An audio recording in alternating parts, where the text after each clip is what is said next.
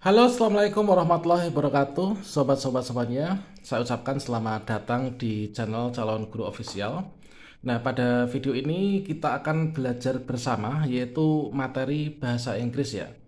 Nah, di sini nanti siapa tahu akan bermanfaat bagi teman-teman di luar sana yang masih pemula untuk belajar bahasa Inggris.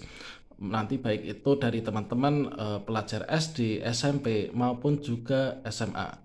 Dan bagi teman-teman dari kalangan umum yang masih dalam tahap pembelajaran untuk bahasa Inggris. Nah, di sini ada sedikit ilmu dari saya yang mungkin nanti akan bisa bermanfaat ya bagi kalian. Nah, di sini kita mulai yaitu untuk pembelajarannya itu adalah dari yang paling dasar untuk pembelajaran bahasa Inggris yaitu kalimat teman-teman. Ini kita membedakan antara kalimat nominal dengan kalimat verbal. Ini merupakan hal yang sangat penting untuk pembelajaran bahasa Inggris. Kalimat nominal itu seperti apa, yang verbal seperti apa, contohnya seperti apa.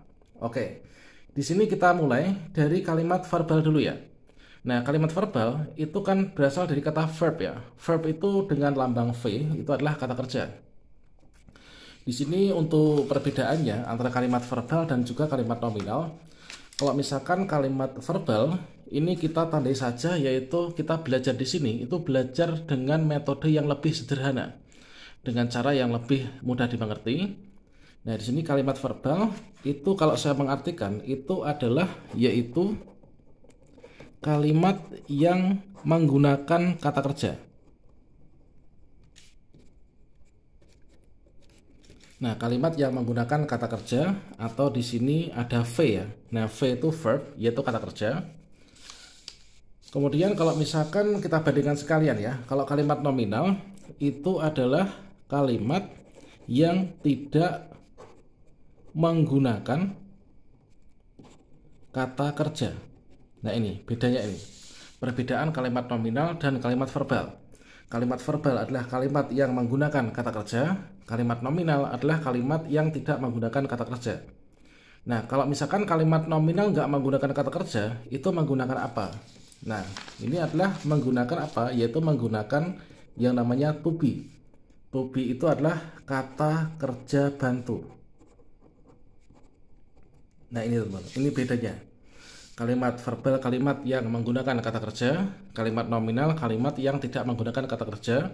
Sebagai gantinya ini menggunakan to be ya. Nah, to be itu ada apa saja? To be itu ada yaitu kalau di simple present itu ada is, kemudian am, kemudian ada are.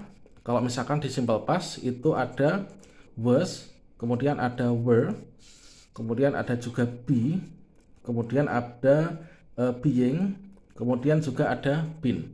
Nah, ini tentunya untuk to be antara tense satu dengan tense lainnya itu akan berbeda. Nah, terkait tentang pembahasan secara detail nanti kita akan bahas pada video berikutnya ya. Kita upayakan setiap hari nanti kita upload video terkait tentang pembelajaran bahasa Inggris ini. Oke, nah di sini kita sudah mengetahui yaitu perbedaan antara kalimat nominal dengan kalimat verbal. Kalau kalimat verbal itu kalimat yang menggunakan kata kerja, kalimat nominal kalimat yang tidak menggunakan kata kerja. Sebagai gantinya ini menggunakan to be atau kata kerja bantu. Nah, bisa is, am, are, was, were, be, being, been ya. Nah, ini. Nah, di sini kita ambil contoh dari tenses simple present saja ya. Nah, ini. Kita ambil contoh di sini kita untuk bisa membuat kalimat nantinya dan juga bercakap-cakap. Di sini kita harus bisa yaitu memahami rumusnya dulu. Nah, di sini rumus yang paling dasar untuk kalimat nominal dan verbal untuk yang simple present adalah kira-kira demikian. Untuk yang kalimat verbal dulu ya. Oke, di sini untuk kalimat verbal itu rumusnya adalah teman-teman silahkan ditandai ya. Ini adalah di sini untuk kalimat positif. Ini subjek ditambah dengan V1. Nah, ini adalah kita ambil simulasi untuk yang simple present tense ya. Yaitu subjek tambah V1 atau kata kerja bentuk pertama. Subjek tambah kata kerja bentuk pertama. Kemudian untuk yang kalimat bentuk negatifnya atau kalimat penyangkal itu adalah subjek ditambah do atau does ditambah not ditambah dengan V1. Nah, untuk kalimat positif ini nanti ada keterangan s atau es. Ini adalah untuk siapa? Untuk orang ketiga tunggal, yaitu untuk he, kemudian she, it, dan nama orang satu. Ini teman. Kemudian untuk kalimat kalimat tanya atau kalimat interrogatif itu adalah di sini kita dahulukan yaitu kata kerja bantunya ya. Yaitu di sini do atau does ditambah dengan subjek ditaruh sini. Nah, do atau does tambah subjek ditambah dengan kata kerja bentuk pertama, kemudian tanda tanya. Kalau jawaban yes-nya gimana? Jawaban yes-nya adalah yes, kemudian koma, yaitu subjek ditambah do atau does. Kalau no, ini adalah subjek ditambah do atau does ditambah dengan not. Ini teman. Kemudian contohnya gimana? Langsung kita berikan contohnya ya. Nanti setelah itu kita beralih ke kalimat nominal. Oke, di sini untuk contohnya misalkan for example, ini adalah kita ambil positifnya dulu. Misalkan saya pergi ke pasar misalkan ya. Nah, positifnya berarti gimana? Pergi itu kan kata kerja kan? Nah, makanya di sini masuk dalam kalimat verbal. Nah, saya pergi ke pasar. Mungkin kita bisa ganti siapa ya? Gini aja. Mereka itu aja ya, mereka. Mereka itu adalah they. They kata kerjanya siapa? Kata kerjanya apa? Pergi itu. They go. Kemudian di sini to the market. They go to the market. Terus negatifnya gimana? Negatifnya ini adalah seperti yang ada di contoh ini di rumusnya. Ini adalah subjeknya tetap ya, yaitu they. Kemudian di sini ada do atau does, kita pilih mana nih kalau they. Nah, di sini teman-teman harus mengetahui dulu, yaitu untuk pembagian yang menggunakan do itu siapa, yang menggunakan does itu siapa. Nah, di sini untuk do itu yang memakai adalah I, kemudian you, we, dan they. Ini. Kalau does itu yang memakai adalah he, she, bisa it atau nama orang satu. Nah, karena di sini they berarti dia menggunakan apa? Menggunakan do ya. Berarti di sini subjek tambah do atau does tambah not tambah verb 1. Berarti they tambah do ya. Nah, do tambah not berarti they do not go to the market. Ini. Nah, do not ini bisa disingkat menjadi don't gini. DON, di atas T gitu ya. Kemudian untuk kalimat tanyanya ini bagaimana? Kalimat tanyanya berarti di sini do atau does kita taruh depan ya. Ini kan pakai do kan they. Jadi do taruh depan nih.